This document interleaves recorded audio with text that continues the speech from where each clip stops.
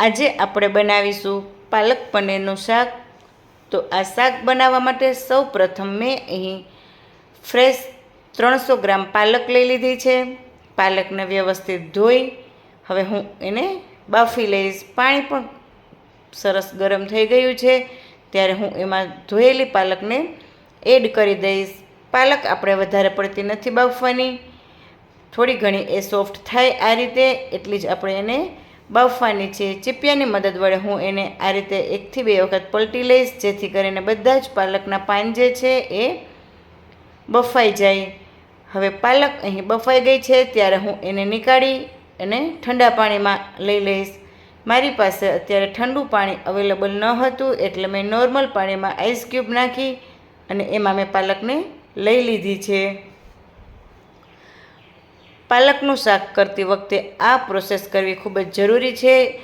આ પ્રોસેસ કરવાથી પાલક જે છે એ વધારે પડતી આગળ બફાશે પણ નહીં અને એનો કલર જે છે એ સરસ ગ્રીન જળવાઈ રહેશે।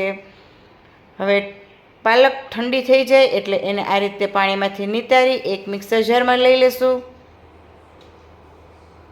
આ રીતે પાણીનો ભાગ જે છે એ બધો નીકાળી લેવાનો છે અને પાનને આપણે મિક્સર જારમાં લઈ લેવાના છે। હવે પાલક મિક્સર જારમાં એડ કર્યા બાદ હું એમાં તીખાશ માટે તીખી લીલી 2 મરચી એડ કરીશ। તમને તીખાશ જોઈએ એ પ્રમાણે તમે મરચી ઓછી અથવા તો વધારે લઈ શકો છો।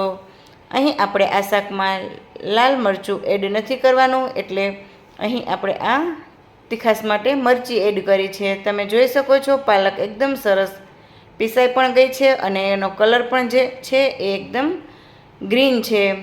હવે વઘાર માટે તેલ ગરમ થઈ ગયું છે ત્યારે હું એમાં સૂકું લાલ 1 મરચું એડ કરીશ। ત્યારબાદ જીરું અને લસણ એડ કરીશ અને ઝીણા ચોપ કરેલા કાંદા એડ કરીશ। કાંદા અહીં સરસ સંતળાઈ ગયા છે, તમે જોઈ શકો છો એનો કલર પણ સરસ ટ્રાન્સપરન્ટ અને એની કચાશ પણ દૂર થઈ ગઈ છે। ત્યારે હું એમાં પીસેલી પાલક એડ કરીશ અને એને પણ હું વ્યવસ્થિત મિક્સ કરી મીડિયમ ટુ લો ફ્લેમ પર સાંતળી લઈશ। હવે ત્યારબાદ હું એમાં સ્વાદ પ્રમાણે નમક એડ કરીશ અને નમક એડ કર્યા બાદ એને પણ વ્યવસ્થિત મિક્સ કરી લઈશ।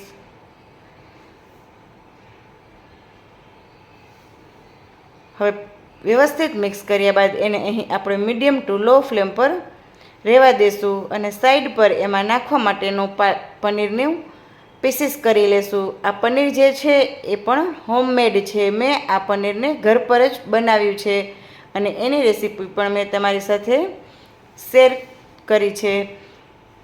હવે પનીરના હું અહીં પીસીસ કરી લઈશ। તમે આ પનીર આ રીતે ડાયરેક્ટ પણ એડ કરી શકો છો અને એને ડીપ ફ્રાય અથવા તો સેલો ફ્રાય કરીને પણ લઈ શકો છો। તમે જોઈ શકો છો પાલક જે છે એ સરસ સંતળાઈ ગઈ છે, એમાંથી હવે તેલ પણ સરસ રીતે છૂટવા લાગ્યું છે ત્યારે હું એમાં પનીર એડ કરી દઈશ અને પનીર એડ કર્યા બાદ આપણે એને વધારે પડતું મિક્સ નથી કરવાનું, આ રીતે હળવા હાથે એને મિક્સ કરી લેશું।